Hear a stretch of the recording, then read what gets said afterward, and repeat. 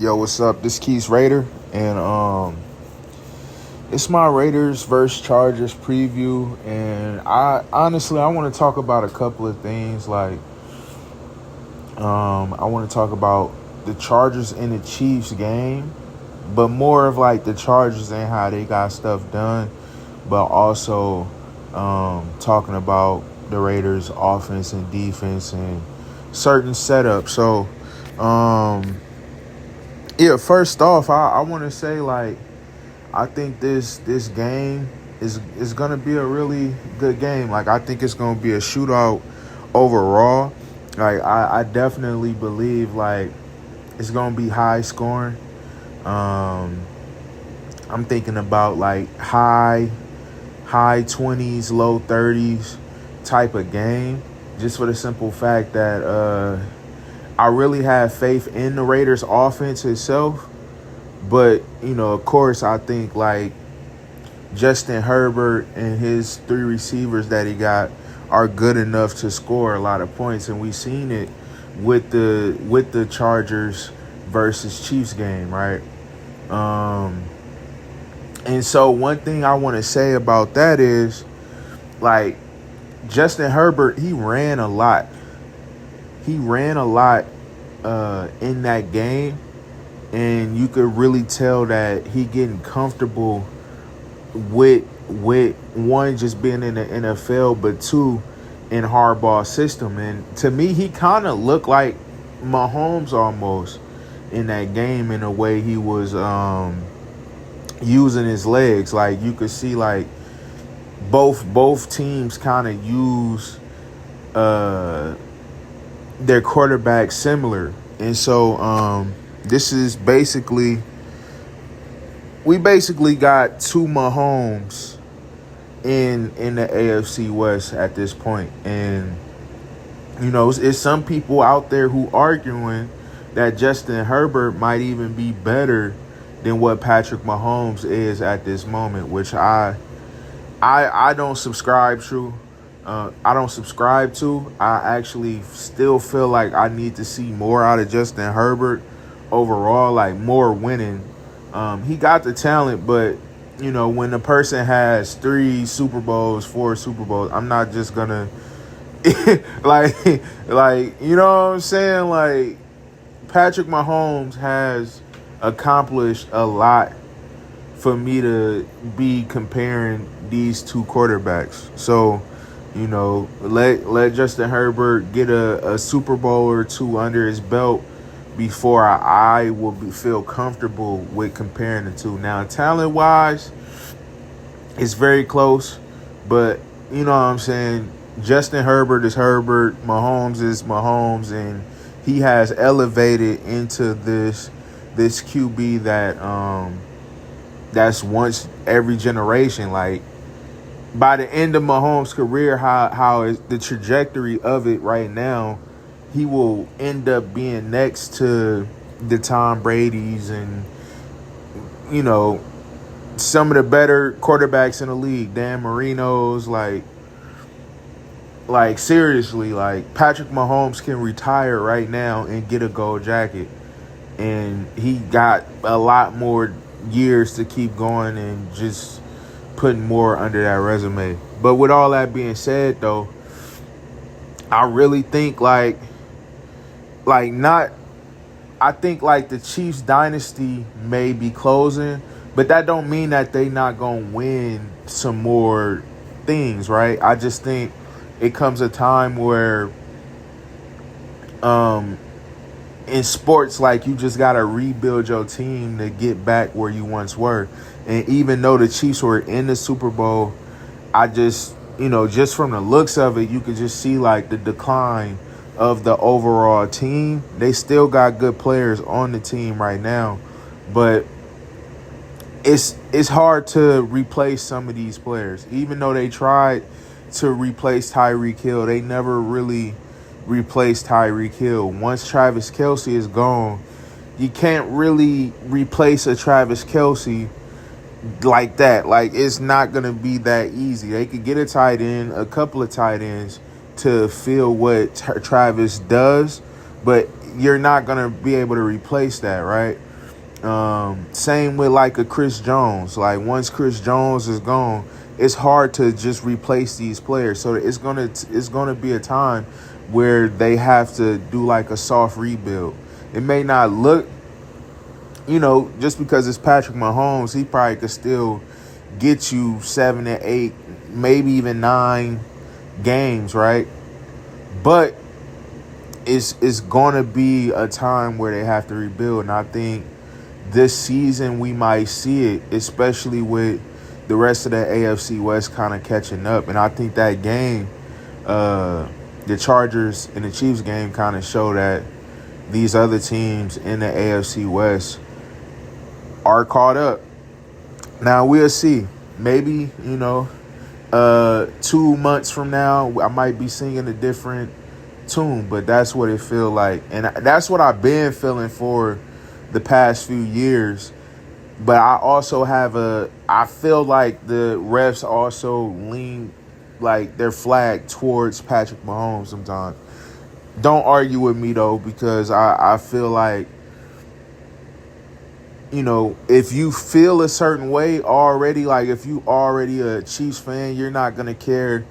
But me being a Raiders fan, I've been on the messed up ends of calls with the Chiefs for ever since Patrick Mahomes got in the league. Like maybe after like his second to third year, the officiating of the games has been awful. Even when the Chiefs had just superior talent, it's just gotten outrageous. And so I feel like I gotta talk about it. But with all that being said, how will the Raiders come out with a win on the Chargers?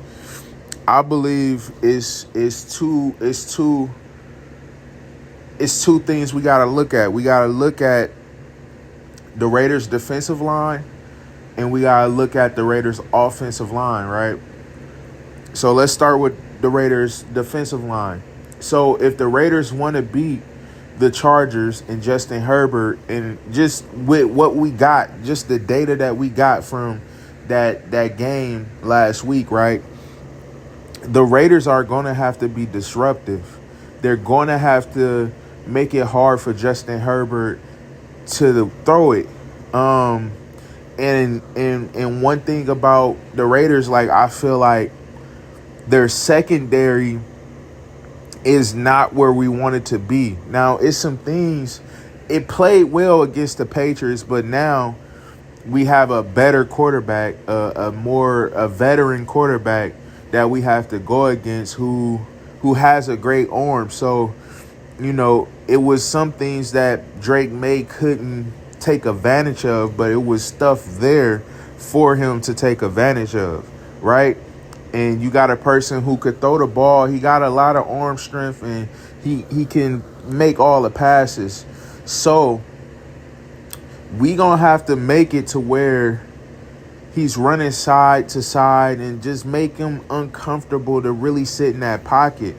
But we also have to contain him too, because now he's starting to use his legs. So the defensive line, I think, will be one of the bigger factors in this game for the Raiders. And one thing that we have in our favor is that Slater had a season injury. And I mean, you never want to wish the downfall of a player. It's just what we have. This is what we're going against. And so Joe Alt is the left tackle, right? So Max Crosby has an opening on the other side where he could kind of like take over and do some good things on that right side.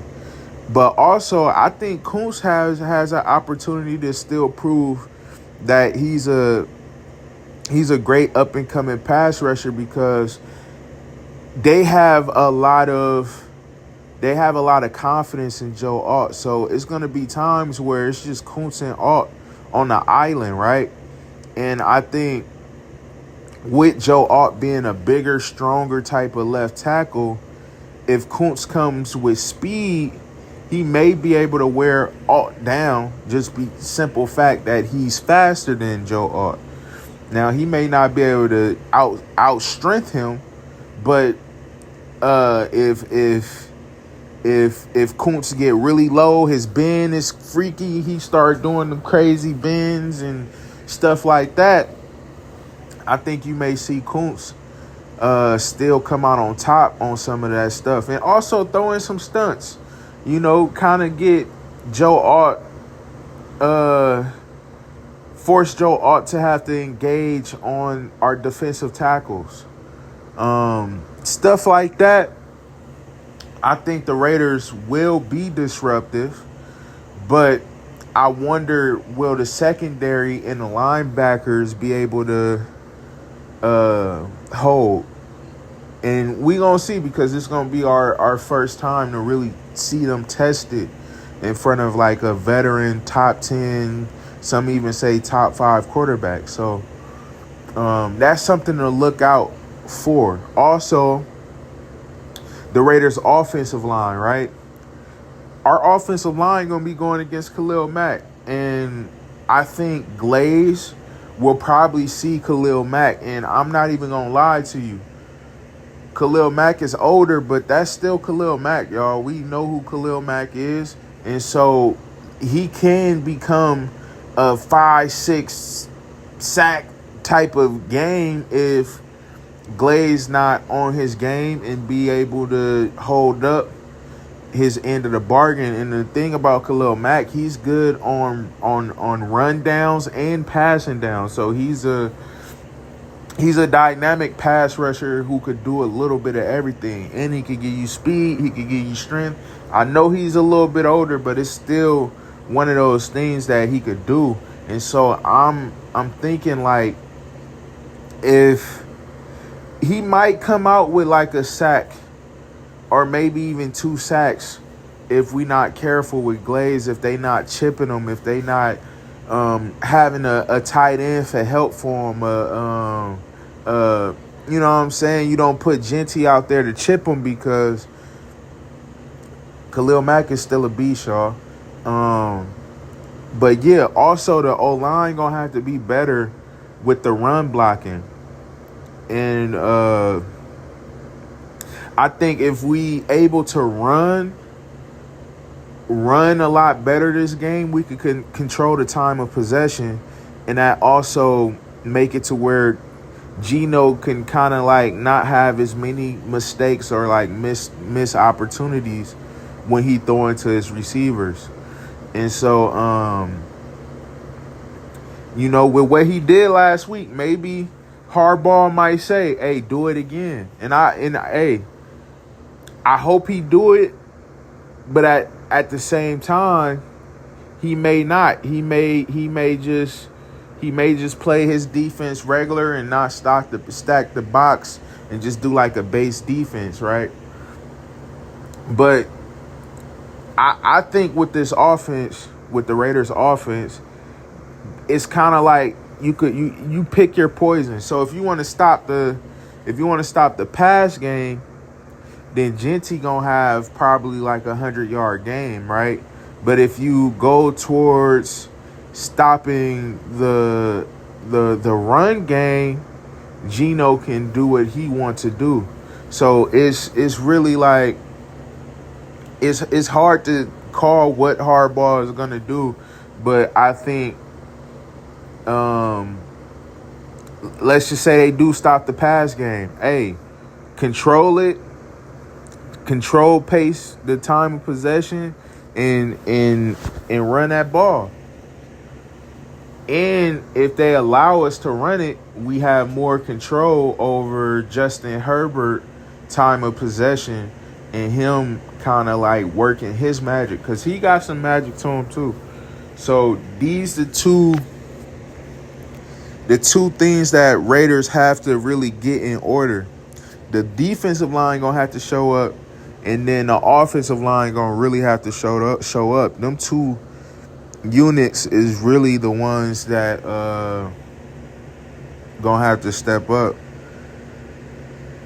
Okay, and then something that I'm looking forward to. I'm looking forward to see Derwin James versus Brock Bowers. That's gonna be an interesting matchup. I don't think Derwin James will be able to stop Brock Bowers, and I think Derwin James might not be the only person who guarding him either, because if you look at it,